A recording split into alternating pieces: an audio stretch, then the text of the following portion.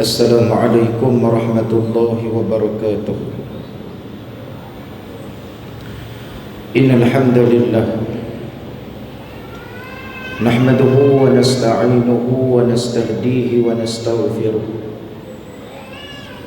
wa na'udzu billahi min shururi anfusina wa min sayyiati a'malina. من يهده الله فلا مضل له ومن يضلل فلن تجد له وليا مرشدا. أشهد أن لا إله إلا الله وحده لا شريك له وأشهد أن سيدنا محمدا عبده ورسوله ونصلي ونسلم على هذا النبي الكريم سيد المرسلين وإمام المتقين وعلى آله وأصحابه ومن سار على نهجه ومن استنى بسنته إلى يوم الدين. أما بعد، أيها المؤمنون اتقوا الله، أوصيكم وإياي بتقوى الله فقد فاز المتقون. Muslimin dan muslimat, mudah-mudahan dirahmati lagi dikasihi oleh Allah Azza wa Jalla. Yang pertama dan selama-lamanya, marilah sama-sama kita merafakkan setinggi-tinggi rasa syukur kita kehadrat Allah Azza wa Jalla kerana masih lagi diberikan kesempatan, ruang waktu untuk kita terus mengabdikan diri kepada Allah pada 10 yang terakhir dari juzuk Ramadan, insya-Allah. Baik, kita masuk pada hari ini sebagai kuliah kita yang terakhir sebelum pada hari esok yang akan disambung oleh Al-Fadhil Ustaz Suhaimin Abdullah, dan kita akan membincangkan pada pagi ini pada hadis yang ke-11 yang kerap dibaca oleh penceramah-penceramah, yang mana hadis ini termasuk dalam hadis kontroversi. Daripada sudut sanadnya diletakkan bahawasanya sebagai dalam keadaan dhaif jiddan, tapi kerap kita duk dengar benda ni dibaca kan, tapi dia tak menjadi satu kesalahan. Yang tu kita kena faham. Saya akan urai dengan lebih lanjut pasal apa hadis ni boleh duduk dalam keadaan hadis yang dikategorikan sebagai hadis dhaif walaupun duduk dalam kitab ni. Baik. Dia masuk pada hadis yang ke-11 daripada Ali radhiyallahu taala anhu, katanya bahawa Nabi sallallahu alaihi wasallam bersabda, yushiku an ya'tiya 'alan nasi zamanun la yabqa minal Islam illa ismuh wa la yabqa minal Quran illa rasmuh masajiduhum 'amiratun wa hiya kharabun minal huda ulama'uhum syarru man tahta adimis sama min 'indihim takhrujul fitnah wa fihim ta'ud, atau kama qala Nabi sallallahu alaihi wasallam. Hadis riwayat daripada Al-Baihaqi. Nabi sallallahu alaihi wasallam bersabda dalam hadis ni bahawasanya, kata Nabi sallallahu alaihi wasallam, yushiku an ya'tiya 'alan nasi zamanun, akan tiba di satu zaman, kata Nabi sallallahu alaihi wa alihi wasahbihi wasallam, di mana zaman itu ataupun masa itu disebutkan sebagai la yabqa minal Islam illa ismuh. Kata Nabi bahawasanya tidaklah tinggal daripada juzuk Islam itu melainkan nama, kata Nabi sallallahu alaihi wasallam. Kemudian tidak ada yang tinggal dalam Quran itu kecuali tulisannya, kata Nabi sallallahu alaihi wasallam. Kemudian masjid-masjid mereka megah tetapi kosong daripada hidayah. Ulama mereka adalah sejahat-jahat makhluk yang ada di bawah langit.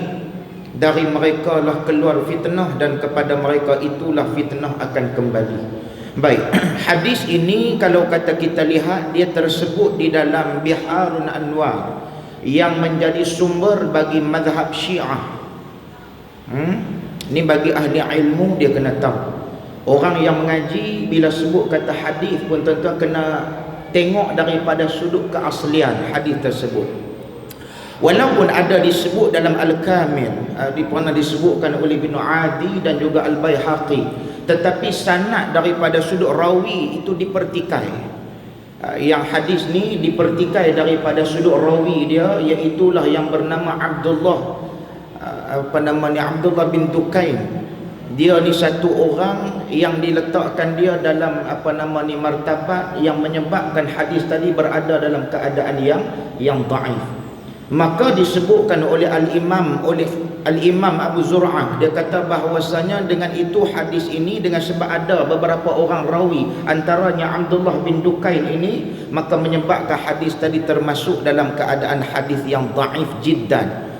Bila sebut kata dhaif sahaja, pernah disebutkan oleh Al-Imam Ibn Hajar Al-Asqalani bahawasanya tidak menjadi masalah sekiranya kita gunakan sebagai fadailul a'mal, sebagai kelebihan beramal.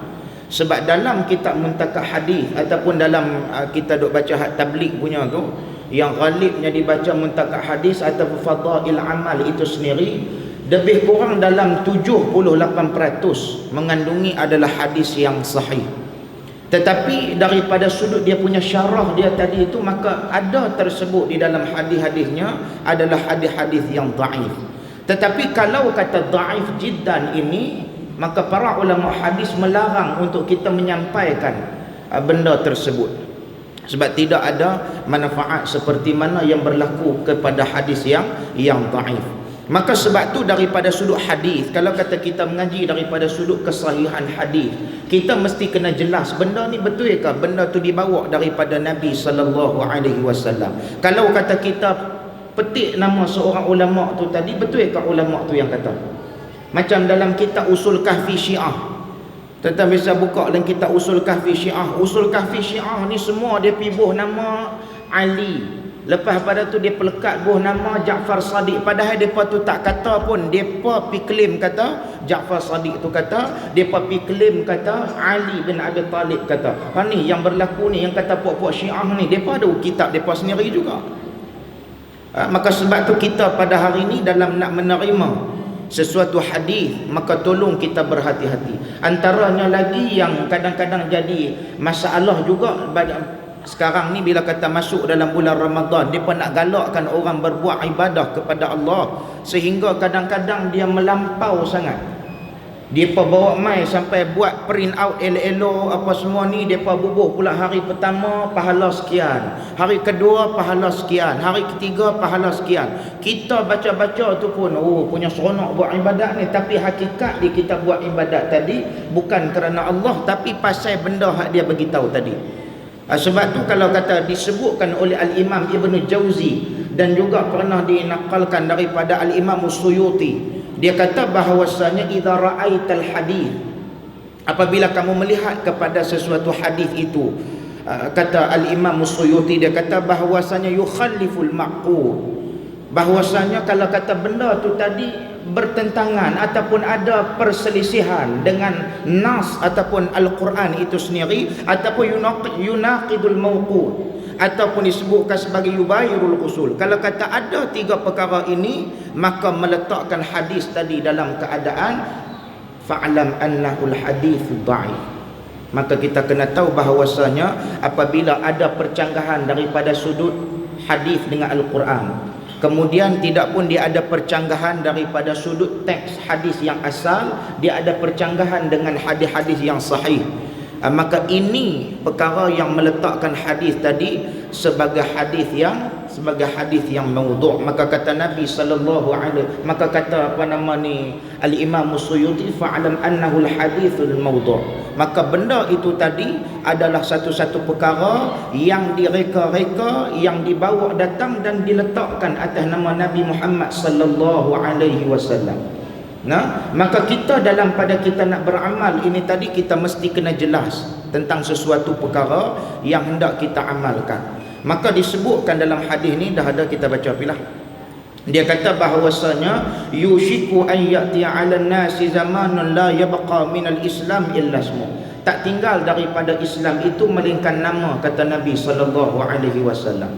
Daripada sudut zahiriahnya kita tengok memang dia tu adalah seorang yang dinamakan sebagai orang Islam. Agamanya tadi adalah agama Islam, tapi hakikat cara hidup tu tadi tak membawa pun kepada mesej Islam, ataupun cara itu tadi bukan daripada cara yang dibawa oleh Nabi Muhammad sallallahu alaihi wasallam. dengan rambut merah dia, dengan tak tutup aurat dia, maka inilah perkara yang kadang-kadang Allahu Akbar. Yang ni yang kadang-kadang kita jadi satu manusia yang kita pun tak tahu nak kata macam mana. Kan? Daripada sudut Islamnya itu, kalau kata kita jadi umat Islam, kita mesti kena berpegang teguh dengan apa yang dibawa daripada baginda besar Nabi Muhammad sallallahu alaihi wasallam. Kan? Maka disebutkan dalam ni bahawasanya la yabqa minal Islam illa ismuh wa la yabqa minal Quran illa rasmuh. Tak tinggal juga daripada Al-Quran itu melainkan tulisan, kata Nabi sallallahu alaihi wasallam. Sedangkan hari ini kalau kata kita lihat Quran ini pun Allah Taala kata bahawasanya ianya kekal. Quran adalah kekal sampai kiamat. Walaupun ada dalam hadis sahih Bukhari meletakkan bahawasanya Kaabah pun satu hari akan musnah. Yang disebutkan sebagai Kaabah itu sendiri pun akan musnah. Maka bila sebut tentang perkara itu, tetapi Al-Quran ini Allah Ta'ala jadikan dia inna nahnu nazzalna dzikra wa inna lahu lahafidhun. Allah Subhanahu wa Ta'ala yang menurunkan Al-Quran, maka Allah lah yang memberikan pemeliharaan kepada Al-Quran itu tadi. Maka daripada juzuk hadis yang kita baca pada petang ni, kita kena jelas bahawasanya kadang-kadang kita nampak seolah-olah perkara ini perkara yang remeh, macam mana Islam tinggal cuma pada nama, kemudian daripada juzuk Quran tadi tinggal pada tulisan, kemudian disebut lagi bahawasanya masajiduhum amirah, yang tinggal daripada juzuk masjid-masjid mereka itu tidak lain dan tidak bukan disebutkan bahawasanya amirah wahiya kharabun minal huda, masjid depa nampak gah tetapi kosong daripada petunjuk Allah Jalla wa'ala. Yang ni yang kita risau pada hari ini ni. Kita tengok benda hak disebutkan ini memang berlaku pun kepada kita pada hari ini. Masjid pada hari ini memang hebat-hebat, tetapi daripada juzuk kehebatan yang ada pada masjid itu tadi, kalau kata kita lihat, tidak seperti mana roh yang terdapat pada diri umat Islam yang diberikan kenikmatan yang sebegini rupa baik. Sebab tu kalau kata kita lihat masjid yang diberikan perhiasan yang mewah-mewah, dengan diletakkan beberapa perkara yang kadang-kadang kita tengok menakjubkan pada juzuk masjid itu tadi, tetapi manusia hatinya tadi kosong untuk mendekatkan diri kepada Allah Azza wa Jalla. Sebab apa? Sebab masjid tu tadi tidak mendatangkan juzuk ketenangan kepada diri dia. Masjid tu tadi sendiri kurang daripada juzuk petunjuk daripada Allah Azza wa Jalla.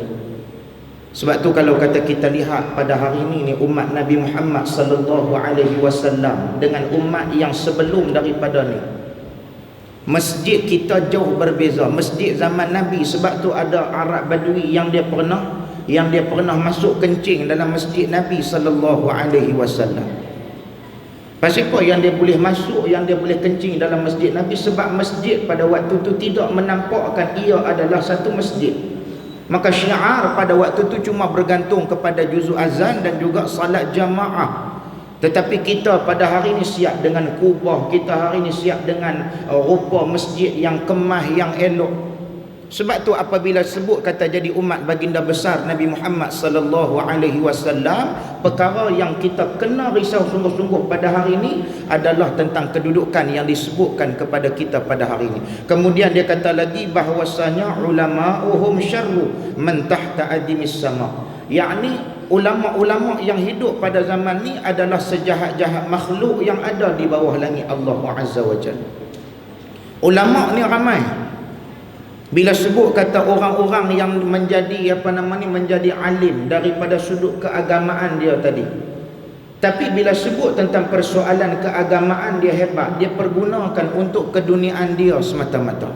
Daripada sudut apa ni? Daripada sudut kehidupan dia tadi. Perkara yang hak dikatakan batil, perkara yang batil dikatakan hak.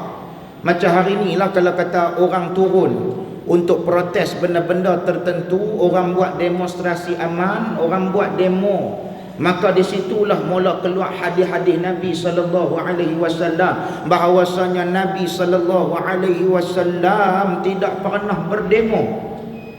Tapi bila kata pemimpin di kalangan dia tadi tu yang ambil harta rampasan secara rampah yang bukan-bukan, tak apa pula. Kita cuba tengok daripada sudut tanah, balak mereka ambil berlambak-lambak, pasiak mereka curi berlambak-lambak, siapa pun tak pernah kata apa pun. Tiba-tiba mai kepada orang yang cuba nak protes sedikit, tu pun bukan kata lempar bom, baru turun buat demo baru, tu pun dah dianggap sebagai menderhaka, berlawan dengan mukhalafatus sunnah, benda yang berlawanan dengan sunnah Nabi sallallahu alaihi wasallam. Jadi kita rasa takut ni. Sebab ulama memang ramai pada hari ini. Tetapi bila sebut kata ulama ramai, maka disitulah fitnah akan mula timbul. Kan macam hari ni lah, mereka buat ustaz-ustaz pun ada juga macam mana mereka pengguna pemain ustaz-ustaz ni. Saya memang saya kenal dah, dan saya tak akan pernah pi mana-mana masjid yang duk pemain saya macam tu. Tuan-tuan tahu mereka buat lagu mana? Lagi 3 hari nak ceramah, telefon mai. Lagi 3 hari, tidak pun lagi sebulan, telefon mai. Bila sebut kata kita habaq, kata kita dah ada kuliah di tempat lain dah. Saya kalau kata ada kuliah tempat lain, memang saya tak akan pergi dah mana-mana masjid, kecuali kuliah bulanan. Kuliah bulanan yang mana saya pergi setiap bulan, maka saya akan genjak kuliah tu, saya akan tolak pergi bulan depan, maka bulan tu saya akan pergi ke masjid tu. Tapi tahu mereka kata apa? Mereka kata, alah ustaz tak apalah, 1,500. Nak suruh kita pergi juga-juga, mereka pemain kita lagu tu. Maka kalau kata saya ambil tu, tak jadi fitnah besar pada diri saya ke? Dengan sebab 1,500 tu tadi saya tolak hak 3 bulan punya dah janji, 6 bulan punya dah janji, maka saya ambil benda yang disebutkan sebagai 1,500 tu tadi. Maka rezeki yang saya ambil tu tadi nak pergi jadi lagu mana? Sebab tu kalau kata siapa-siapa yang nak jemput ustaz mana-mana pun saya nasihatkan, kalau kata boleh jemput bagi awal. Sebab kadang-kadang mereka biasa offer saya nak pergi Parit Buntak ni, bukan kata jauh mana, Parit Buntak. Parit Buntak mereka telefon saya lagi 2 minggu nak ceramah. Tentang dia offer kat saya berapa? 3,000. 3,000. Terus saya kata, kalau kata hampa mau, hampa ceramah sendirilah, aku tak kelapak. Kan? Pasal saya dah janji dengan orang lain dah. Yang kedua, kalau kata saya pergi juga, maka memang akan bunyilah. Oh, ustaz ni kalau kata 100 dia tak mau. Kalau kata 200 dia tak mau. Kita habaq 3,000 dan mau. Jaga. Kok-koklah tuan-tuan jadi penceramah ke esok ni. Nah. Kalau kata tuan-tuan jadi penceramah ke, maka tuan-tuan tolong ingat benda tu. Kadang-kadang orang dia nak beli kita dengan nilaian yang hina tadi ni, dia buat kita macam tu, macam sampah dia tolak kita. Kalau kata dia tak mau, dia tak mau. Kan? Sebab tu kita tengok pada hari ini, dalam kehidupan umat Islam, semua orang terkena dengan fitnah yang amat besar pada hari ini. Yang pertama, fitnah daripada kedudukan nama Islam tu tadi. Daripada sudut zahir, dia memang nama dia tu Islam, tapi cara hidup bukan cara hidup seorang Islam. Dengan pergaulan bebas, dengan minum arak. Hari ini berapa ramai tuan-tuan?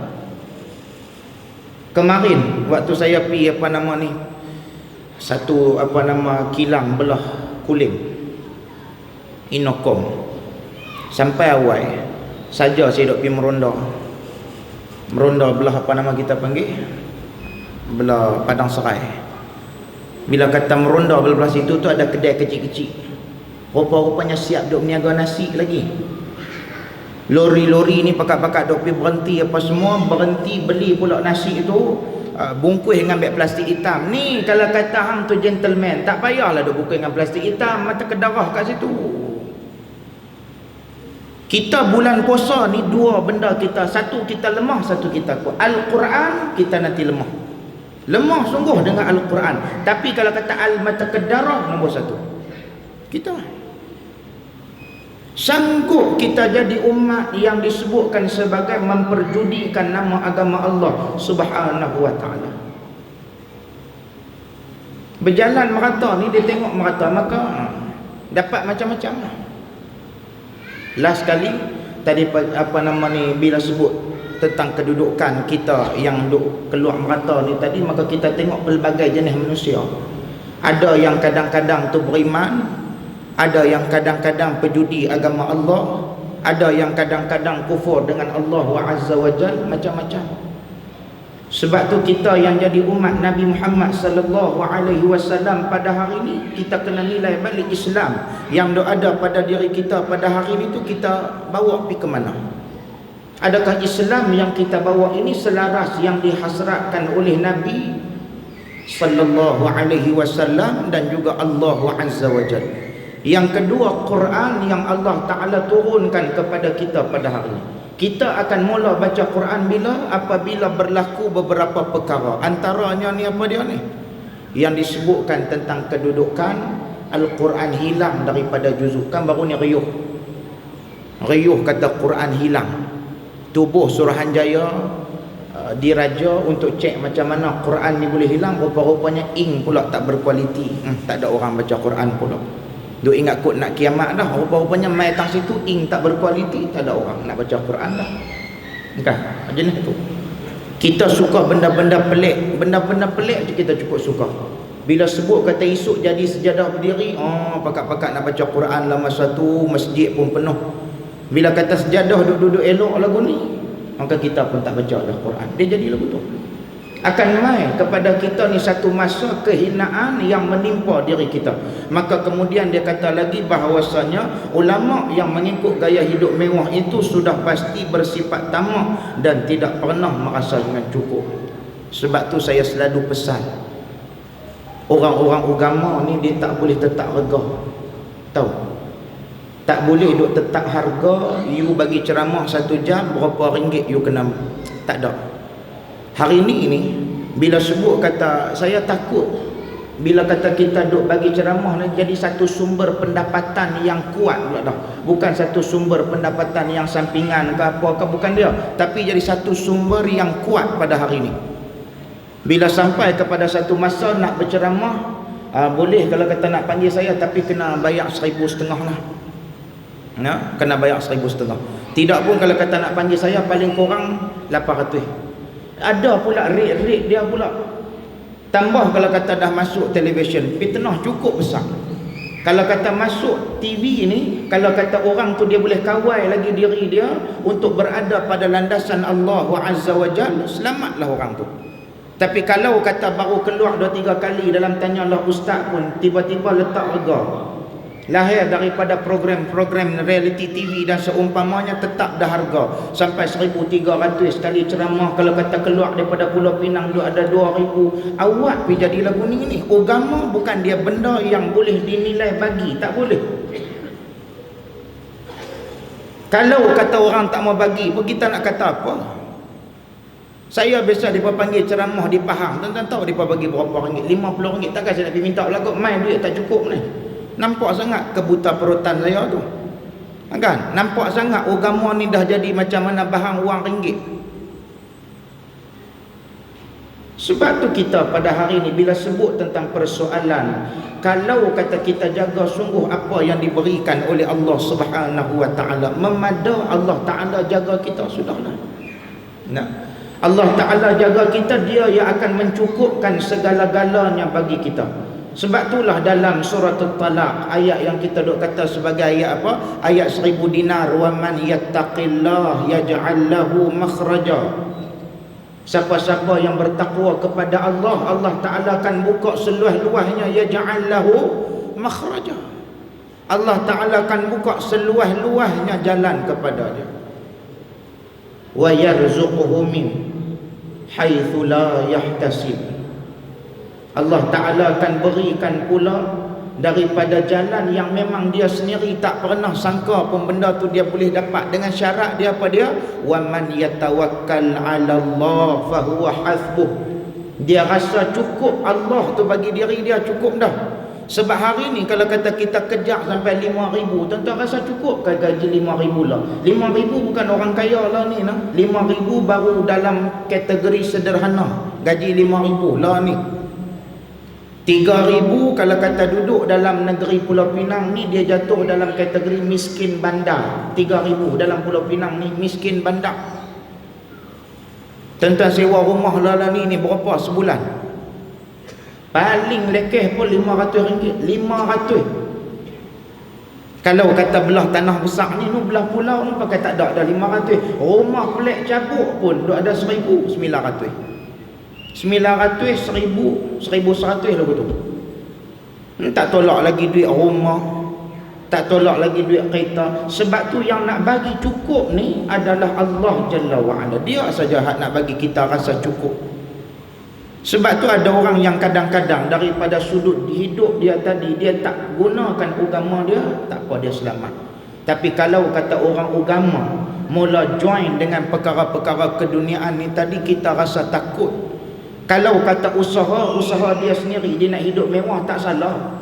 Rumah dia nak ada sampai 5.4 juta sekalipun, tapi dia berusaha, tak apa. Jangan jadikan hak benda mengajak ni sebagai platform utama dia untuk dia nak keuntungan. Sampai kepada satu masa, kalau kata meniaga, mai mengajak, mesti meniaga. Meniaga tu tadi kalau kata ada pondok, saya tak marah. Ada pondok, nak bayar gaji ustaz, nak bayar gaji ustazah. Bila sebut kata ada pondok, tak ada masalah, niaga lah. Sebab memang dia nak bayar tu semua tu perlukan kepada duit, nak bagi anak-anak yatim makan. Tapi kalau kata tak ada apa, gagah duk niaga tu, yang tu yang saya naik angin tu. Pasal ustaz ni kalau kata dia meniaga selipar Jepun celup tepung pun, orang nanti beli pepok sampai habis. Ni kalau kata saya buka booth hari ni meniaga ni kan, buka meniaga kat depan tu, tulis goreng pisang. Tentang balik-balik duk goni apa tak lumak-lumak lagi ni. Rupa-rupanya selipar Jepun pun dia kata mungkin ada hikmah ustaz ni meniaga ni. Pasal ustaz meniaga ni hak nak tolong pelaku ni anak-anak murid ni. Hak nak tolong bagi pelaku ni anak-anak murid. Maka sebab itulah kita pada hari ni bila sebut tentang persoalan dunia kita ni tuan-tuan, boleh kita ambil tapi jangan bagi dunia ni duduk di hati kita habis. Dunia kalau kata duduk di hati, accountant akan ambil rasuah, ustaz akan menipu, akan pecah amanah.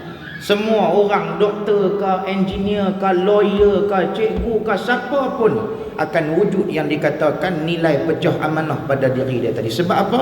Sebab dunia yang menjadi matlamat dunia, matlamat utama kehidupan dia. Baik, kemudian dia kata, mengapa ulama boleh menjadi manusia paling jahat di muka bumi ini? Kerana ulama lah yang dianggap sebagai benteng umat. Kelakuan masyarakat akan terkawal kalau ada ulama yang disegani. Kalau ulama turut melakukan dosa, maka sangat kuat pengaruhnya. Orang ramai akan berkata sedangkan ulama ini ikut mengerjakannya. Tu saya kata tu. Akan mai satu zaman di mana manusia dia akan mula buka mulut dengan dia kata apa? Takkan kot ustaz buat tu. Bila kata ustaz buat, mesti betul. Kan? Tu yang saya kata buka balik gambar Doremi tu. Tetap balik buka dalam gambar nasib Doremi tu. Masdo, Amore, Minami, 3 orang tu. Kan depa pi di kampung, depa pi perkenal tok lebay, hak duk makan sorang-sorang tu. Kan di tok lebay tu berkata tu kedai beras tu lah kedai pak saya. Kan? Pak Haji Husin, kaki untut kepala kemek. Tuan-tuan tak ingat ke? Saya tak apa nak boleh gelak kepala, tak apa nak betul sikit hari ni. Pak Haji Husin, kaki untuk kepala kemek tu, kalau kata tuan-tuan tengok dia punya kedai tu kan duk ujung. Kan dia tu kata, minta lah nah, apa-apa yang mau pun sat lagi, tunggu sampai saya tiba. Last kali tunggu sampai ke malam, siapa minta mai. Hak Amore tu dah kata dah. Kan, Amore tu kan Minami, dia kata apa? Tata kita ni kena tipu dengan Tok Lebay apa? Takkan Tok Lebay nak menipu pula, kan Amore menyampuk. Kira Ramli dia buat cerita tu dah memang berapa puluh tahun dulu dah. Memang nak berlaku hari ni lah. Sampai satu masa di mana orang agama ni kalau kata dia buat benda salah pun orang akan kata betul. Tapi kalau kata tegam buat benda betul pun orang nanti kata salah. Sebab tu kita tak tengok kepada orang nah tuan-tuan. Saya nak ingatkan kepada tuan-tuan semua nah, kita tak tengok kepada orang. Tapi kita tengok apa dia yang dia sampaikan tadi. Kalau kata orang tu nampak macam mana warak, tapi dia kata judi tu halal, kita tak boleh pakai cakap dia. Tapi kalau kata Mat Gam tu dia kata apa? Judi tu adalah haram, maka kita pakai cakap dia. Atas sebab cakap dia tadi tu membenarkan percakapan yang sebelumnya. Maka sebab tu disebutkan, meriahnya di belakang. Kemudian dia kata bahawasanya lagi, atau ulama menyampaikan ajaran sesat kerana kepentingan peribadi, contohnya supaya dia diagungkan ataupun dia disanjung, maka inilah manusia paling jahat di muka bumi. Ada juga ustaz-ustaz, tok-tok guru, alim-alim ulama yang dia menyampaikan sesuatu benda tu tadi dengan tujuan supaya dia diagung-agungkan, nah, dengan tujuan supaya anak-anak murid dia tadi ni ikut apa yang dia buat.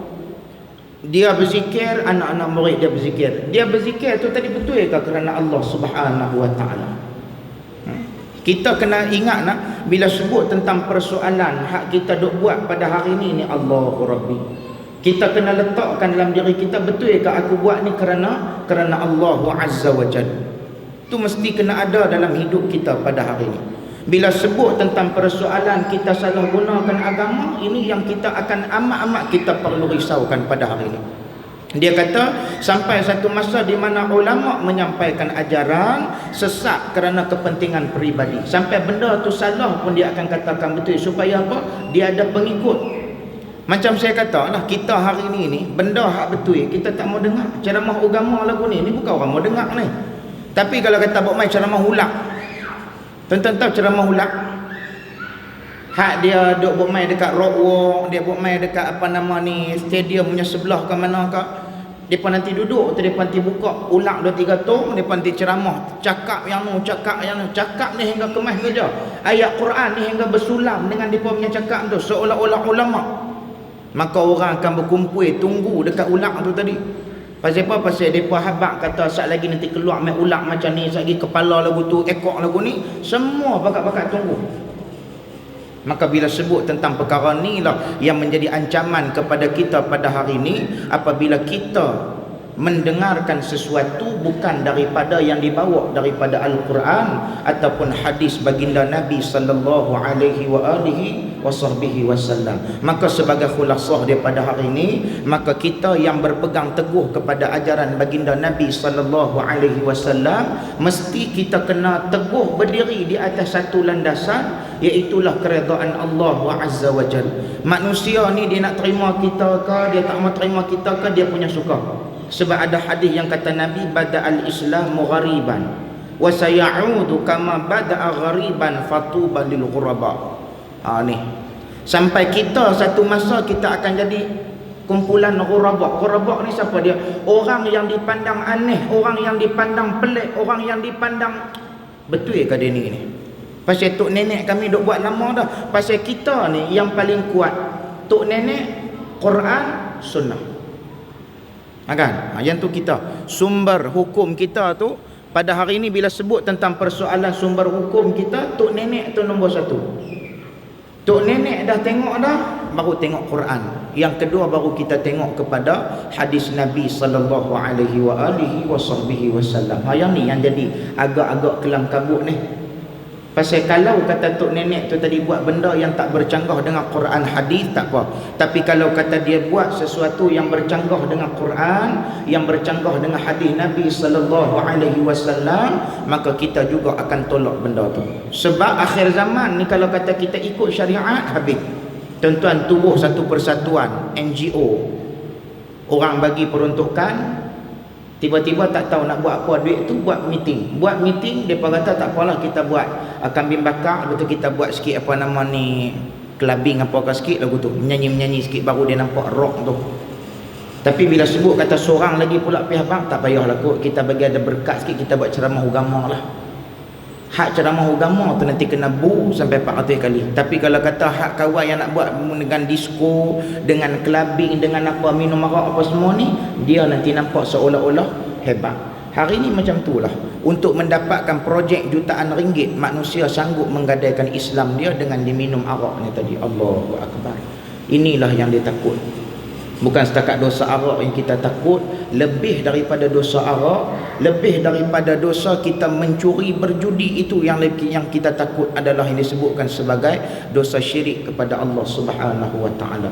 Maka sebagai kita berada pada 10 yang terakhir pada hari ini tuan-tuan, lipat gandakanlah amalan kita sebelum kita kembali kepada Allah Azza wa Jalla.